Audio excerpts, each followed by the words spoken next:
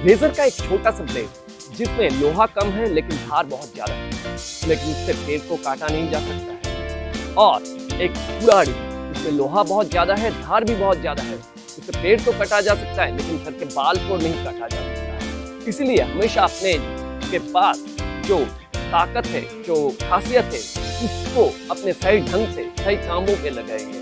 दूसरे क्या कर रहा है, दूसरे क्या कर सकता है, इससे कंपेयर खुद को मत कीजिए।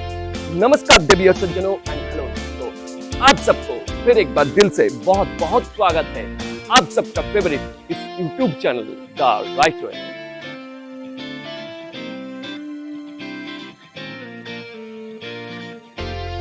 साल खत्म हो रहा है, एक नया साल शुरू होने जा रहा है। इस टाइम पे आप अपने पुराने सारे बातों को छोड़ के खुद को कैसे नए तरीके से अपग्रेड कर सकते हैं, अपडेट कर सकते हैं, इसी बारे में मैं आज का इस वीडियो के टॉपिक में बात करने वाला हूँ। और साथ ही साथ आपको दो कहानी अलग अलग बताने वाला हूँ। एक इंसान का जिसका हाथ कट गया था फिर भी वो कैसे हिम्मत नहीं हारे, और एक चोर जिसको मौत की सजा सुनाई गई थी फिर भी वो कैसे अपने मौत को टाल दिए, वही मैं आप सबको इस वीडियो के अंदर बताने वाला हूँ। अगर आप सब लोग इस YouTube चैनल में पहली बार आए हैं तो सब्सक्राइब का जो लाल वाला बटन है उसे पहले दबा दीजिए और फिर उसके बाद आए पास में बेल बटन को भी दबा दीजिए, ताकि मैं जब भी वीडियो बनाऊं आप लोगों को मोबाइल में नोटिफिकेशन जरूर आ जाए। ये 2021 साल जो खत्म होने जा रहा है, इसी साल के अंदर हम लोगों ने सभी ने कहीं ना कहीं दोस्त रिश्तेदार किसी को इस दुनिया से खो चुके हैं हमेशा के लिए, और कई सारे दोस्त रिश्तेदारों के साथ बहुत मनमानी भी हो गए, झगड़ा भी हो गए, उनसे नफरत भी हो गई। ये सब करके आखिर फायदा क्या है? झगड़ा मनमानी करके तो कोई फायदा होने वाला जिंदगी में नहीं है। अगर आपका कुछ गलती है, अपने दोस्त के पास जाइए, अपने रिश्तेदारों के पास जाइए और उसे मान लीजिए। और अगर सामने वाले का गलती है तो उसे कहिए कि आपका भाई ये बात मुझे बुरा लगा है, आप हो सके तो आगे से ऐसा मत कीजिएगा। और सामने वाले के गलती से आप हमेशा सीख लीजिए कि वो गलती क्यों हुआ था, कब हुआ था, कैसे हुआ था, और आगे चल के वो गलती को आप कैसे दोबारा अपनी जिंदगी में ना होने दें। एक बात हमेशा याद रखिएगा कि आप जिंदगी में सबको हमेशा खुश नहीं कर सकते हैं। सबको खुश करने के बस के बात में आपको नहीं है। अगर आप सबको खुश करने जाएंगे जिंदगी में तो कभी भी किसी को पूरी तरीके से खुश नहीं कर पाएंगे। आप जो है अपने पॉइंट ऑफ व्यू को क्लियरली प्रेजेंट कीजिए। बाकी सामने वाला अगर अच्छे से आपको समझ लेता है तो वो आपको ऐसे ही समझ जाएगा। सबसे पहले तो आप फाइनेंशियली इंडिपेंडेंट बनना शुरू कर दीजिए। अगर आप 18 साल के ऊपर में हैं, पढ़ाई कर रहे हैं, फिर भी आप चाहे तो अपने साइड इनकम के लिए, पॉकेट इनकम के लिए ट्यूशन पढ़ा सकते हैं। अपने आप को खूब महीने में 3000 रुपए यानी कि डेली 100 रुपए कम से कम इनकम करा लीजिए।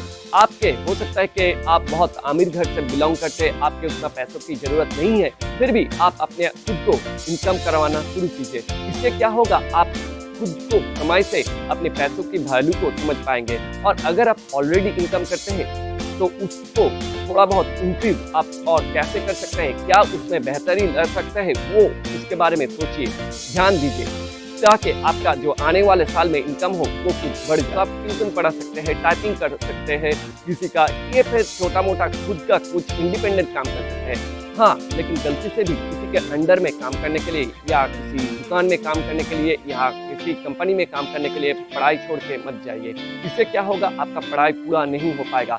कंपनी वाला क्या करेगा, आपको पूरा टाइम के लिए हायर करेगा, वहाँ पे टाइम देना पड़ेगा, फिर आप आके पढ़ाई में मन नहीं लगा पाएंगे। मैं आप सबको फाइनेंशियली इंडिपेंडेंट होने के लिए इसलिए बोल रहा हूँ कि अगर आपके पास पैसा रहेगा तो आपके पास जिंदगी में खुशी के लिए बहुत सारा रास्ता खोल जाएगा। पैसे से जिंदगी में सारी खुशी तो हमेशा नहीं खरीदे जा सकते, लेकिन हाँ, खुशी के लिए पैसा जरूरी थोड़ा बहुत तो होता ही है। अब आते हैं दूसरा टॉपिक पर। आप अपने फालतू खर्चे को बंद कीजिए। अपने खुद को शो ऑफ करने के लिए महंगा पार्ट्स, महंगा बैग, महंगी लिपस्टिक, महंगा कुछ चीज, महंगा रिस्ट वॉच, महंगा कुछ सामान, महंगा जूता, ये सब शो ऑफ करना बंद कर दीजिए। अगर आपके पास है सो है, लेकिन आप अपने आप को जितने भी सिंपल तरीके से प्रेजेंट करना सीख लेंगे उतना ही आप लोगों के तरफ अट्रैक्टिव बनते जाएंगे। महंगे चीजों से मतलब एक कुछ भी कांच के शीशा का टुकड़ा को भी अगर आप महंगाई से मोड़ देते हैं तो वो महंगा दिखता तो है, लेकिन बाद में जब वो रैप फट जाता है तो उसका वैल्यू कुछ भी नहीं रहता है। लेकिन एक डायमंड जो काले कोयले के अंदर रहता है उसको भी वैल्यू डायमंड के बराबर ही होता है। इसलिए खुद अपने आप का अंदर वैल्यू लाइए, दुनिया आपके पास हमेशा ही चला आता रहेगा। और जैसे मेरे ज्यादातर व्यूअर नौजवान हैं, और अपने बॉयफ्रेंड या गर्लफ्रेंड के पीछे भागते रहते हैं। मैं हमेशा इस बारे में बात करता रहता हूँ। तो अपने बॉयफ्रेंड या गर्लफ्रेंड के पीछे फालतू टाइम वेस्ट मत कीजिए और फालतू पैसा खर्च भी मत कीजिए। अगर आपका रिलेशन वैसे ही बनने वाला है तो वैसे ही बिना किए भी बन सकता है। हाँ, थोड़ा बहुत कभी कभार कुछ दिन स्पेशल डे सेलिब्रेट थोड़ा बहुत अपने तरीके से कर लिए वो अलग बात है, लेकिन बात बात पे गिफ्ट देना, बात बात पे शॉपिंग पे ले जाना, बात बात पे मूवी पे चले जाना, ये सब अच्छा नहीं होता है। अब आते हैं नंबर 3 पॉइंट पे। नंबर 3 पॉइंट ये है कि आप अपने जो भी कमाई है, जो भी आपका इनकम है, उसको सही से इन्वेस्ट करना, सही से खर्चा करना सीख लीजिए। आपका अगर मान लीजिए 100 रुपये इनकम होता है तो उससे 10 रुपये अपने नीचे वाले कोई ज़रूरतमंद लोगों को उसको डोनेट कीजिए। इससे क्या होगा, आप दूसरों को मदद करना ज़िंदगी में सीख जाएंगे। 100 रुपये में से 10 रुपये दान करना हो जाने के बाद 20 से 30 रुपये आप इमरजेंसी फंडिंग के लिए अपना बचा कर रखिए। हो सकता है फैमिली में या आपको भी कभी भी कोई इमरजेंसी ज़रूरत हो सकता है, आपका फ़ोन टूट सकता है, आपका कुछ इमरजेंसी खरीदने की ज़रूरत हो सकता है, इसलिए कोई भी इमरजेंसी फंड वहाँ पे जमा कीजिए। इमरजेंसी फंड में 20 रुपये डाल देने के बाद आप 30 से 40 रुपये क्या कीजिए कि अपने ज़रूरत के लिए खर्च कीजिए। आप कहीं पे जो फीस भरते हैं, बिल पे करते हैं, जहाँ पे कुछ खाना वगैरह खाते हैं, वहाँ पे खर्चा कीजिए। और बाकी का जो 30 से 40 रुपये आपके हाथ में रहेगा उसे कहीं ऐसी जगह पे इन्वेस्ट करना सीखिए जहाँ से आपको फ्यूचर में जाके अच्छे रिटर्न मिले। वो आप म्यूचुअल फंड पे भी कर सकते हैं, क्रिप्टो करेंसी भी कर सकते हैं। और क्रिप्टो करेंसी को लेकर मैं एक बात यहाँ पे कहना चाहता हूँ, फिलहाल क्रिप्टो करेंसी को लेकर ऐसा कोई पाबंदी नहीं है कि आप वो इलीगल है। आप क्रिप्टो करेंसी होल्ड करके उस पर कमाई कर सकते हैं। आप लोगों को एक छोटा सा कहानी सुनाता हूँ। वो है जो मैंने बस बताया पहले कि एक आदमी का अपने कुछ एक्सीडेंट के वजह से अचानक हाथ काट जाता है। अपना राइट हैंड जो होता है स्ट्रॉन्ग हैंड नेचुरल ज़्यादातर लोगों का, उसी का वही राइट हैंड कट जाता है और वो आदमी अपने हालत पर कुछ दिन तक बहुत तरसता है कि मेरे साथ ऐसा क्यों हो गया, मेरे क्या गलती कर दी। लेकिन फिर उसको कुछ वीडियो और कुछ इंस्पिरेशन ऐसा मिल जाता है कि वो फिर जोमेटो में काम करने लगता है। अब अपने लेफ्ट हैंड से वो साइकिल ड्राइव करते हुए जोमेटो में वो लोगों को घर में फूड पहुंचाने लगता है। तो ऐसे करके वो अपने टूटे हुए मनोबल को फिर से वापस लाता है और अपने हिम्मत को कभी भी नहीं हारते हैं। तो अगर किसी इंसान का हाथ, अपने दाहिना हाथ काट हो जाने के बाद भी, कट जाने के बाद भी वो अगर इतना हिम्मत जुटा सकते हैं, तो हम लोग जिसके पास सब कुछ सही सलामत है, तो हिम्मत से क्यों काम नहीं कर सकते हैं। टाइम जो है वो किसी के लिए नहीं रुकता है, नहीं बदलता है। टाइम को रोक तो हम नहीं सकते लेकिन बदल तो सकते हैं। जैसे वो भाई ने अपने हाथ को कट हो जाने के बाद भी टाइम को बदल दिया, वैसे ही आप भी टाइम को बदल सकते हैं। आपको बस हर वक्त बिजी हूँ, टाइम नहीं है, ये नहीं है, वो नहीं है, ऐसा करना बंद करना पड़ेगा। आपको हर बात को शेड्यूल कर लेना चाहिए कि आप किस काम को कितना टाइम देंगे, कितने टाइम में वो काम को पूरा करेंगे। ऐसे करके आप अगर एक नोटबुक में नोट कर लेते हैं सुबह उठते ही कि आप आज का दिन में क्या क्या काम है आपके और क्या क्या काम पूरा करना है, तो आप देखिएगा कि एक टाइम पे आप टाइम को भी कंट्रोल करने लगेंगे। हम लोग ज़्यादातर टाइम में कोई काम खत्म इसलिए नहीं कर पाते हैं कि हम लोग डिस्ट्रैक्ट हो जाते हैं।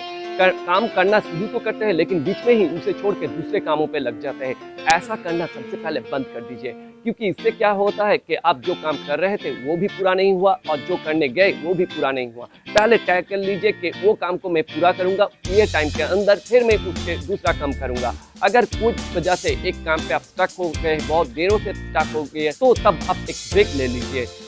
30 मिनट का एक ब्रेक लीजिए, फ्रेश हो जाइए और फिर आके फ्रेश होके वो काम में बैठिए। देखिए कि एक नया फ्रेश तरीके से आपका वो काम आसानी से सॉल्व हो जाएगा। अपने मन को, अपने माइंड को ज़्यादातर फ्लक्चुएट होने मत दीजिए। इसे आप कंट्रोल ऐसे कर सकते हैं कि रात को आप जब सोने जाए तब मोबाइल को ज़्यादातर वो नेट में वो कुछ वीडियोस, ऐसे मज़ेदार वीडियोस, ऐसे ही फनी वीडियोस देख के आपका टाइम वेस्ट ना कीजिए। सोने से पहले आप रोज़ एक किताब पढ़िए। सोने से पहले एक किताब पढ़ने से आपका यही फायदा होगा कि आपका कॉन्सेंट्रेशन पावर बढ़ेगा, आपका मेमोरी भी बढ़ेगा। और वो किताब अगर कुछ सक्सेसफुल लोगों के बारे में हो तो बहुत बेहतर रहेगा। और आखिर में मैं आप लोगों को ये कहना चाहूँगा कि आप लोग जो भी काम करते हैं, जो भी आप कर रहे हैं, उससे अगर आप आगे जाना चाहते हैं तो कभी भी अपने काम से हिम्मत मत हारिए। हो सकता है टाइम लगेगा।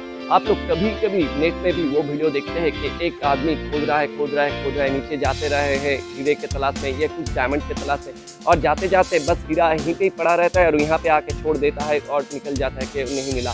किसी को हो सकता है थोड़ा सा खुदने से ही हीरा मिल गया और वो चला गया। ऐसे आप वीडियो नेट पे देखते ही रहते हैं, तो वैसे ही आपने जो भी काम कर रहे हैं कभी भी हिम्मत नहीं हारे, तो हिम्मत से ही आपको मिल सकता है। और अपने आप को हमेशा मौका देते रहेंगे, अपने आप को हमेशा खुश रखिए, क्योंकि जो खुद अंदर से खुश नहीं है और जो खुद को संभाल के नहीं रखते हैं वो बाकियों को खुश नहीं रख सकते हैं और संभाल भी नहीं सकते हैं। तो यहाँ पे मैं आप लोगों को एक कहानी सुनाता हूँ। एक बार दो चोर को मौत की सजा सुनाई जाती है। राजा आकर पहले चोर को पूछता है तुम्हारे क्या आखिरी ख्वाहिश है। तो वो चोर अपने मन के दुख में कहते हैं कि राजा जी मैं अपने घर वाले और रिश्तेदारों से मिलना चाहता हूँ। तो राजा कहता है चलो ठीक है, तो यही तुम्हारे आखिरी ख्वाहिश है तो पूरा किया जाएगा। तो राजा जाके दूसरा चोर से पूछता है कि तुम्हारे आखिरी ख्वाहिश क्या है। तो चोर वो राजा को कहते हैं मेरे कोई आखिरी ख्वाहिश नहीं है, लेकिन हाँ अगर आप मुझे 5 साल के लिए अब मेरा जान बख्श देते हैं तो ये 5 साल में मेरा घोड़ा को उड़ना सिखा सकता हूँ। इससे क्या होगा कि आप दुनिया में अकेले ऐसे राजा होंगे कि जिसके पास उड़ने वाला घोड़ा होगा। तो राजा ये सुन के बड़ा हैरान हो जाता है और उस चोर को कहते हैं क्या तुम सच में ऐसे कर सकते हो। तो वो चोर तब कहता है हाँ जी मैं ऐसा जरूर कर सकता हूँ, लेकिन आप मुझे 5 साल का मौका दीजिए। तब राजा कहते हैं ठीक है, तुम्हारे मौत की सजा 5 साल के लिए टाल दी जाती है। ये सुनने के बाद जो पहला वाला चोर था तो वो दूसरा चोर को पूछता है तुमने ऐसा क्यों कहा, तुम तो वो घोड़े को उड़ा नहीं सकते हो, फिर भी तुम ऐसा झूठ क्यों कहा। तो वो चोर ने तब तक कहा वैसे भी मरने वाला था, फिर भी मैंने अपने जिंदगी को 4 मौका दिया। तो वो पहला चोर पूछता है 4 मौका दिया, वो कैसे। तो पहले तो तब वो चोर बताता है कि या तो पहला वो घोड़ा मर सकता है, दूसरा वो राजा मर सकता है, और तीसरा मैं खुद मर सकता हूँ, और चौथा कि मैं सच में उस घोड़ा को उड़ना सिखा सकता हूँ। तो इसी कहानी से हम लोगों को सीख मिलता है कि जिंदगी में कोई भी बदतर से बदतर सिचुएशन को आप बेहतर से बेहतर बना सकते हो। अपना हिम्मत मत हारिएगा कभी, बस अपना दिमाग से काम लीजिएगा। तो हमेशा की तरह मेरे इस यूट्यूब वीडियो को लाइक करने के लिए, कमेंट सेक्शन में जाकर कमेंट करने के लिए, ये वीडियो को दोस्तों और रिश्तेदारों के साथ शेयर कर देने के लिए, और डिस्क्रिप्शन में दिए गए मेरे फेसबुक पेज का लिंक को लाइक और फॉलो कर देने के लिए, और मेरे इस यूट्यूब चैनल को सब्सक्राइब करके पास में रहे बेल बटन को दबाकर हमारे साथ जुड़ने के लिए आप सबको दिल से बहुत बहुत धन्यवाद।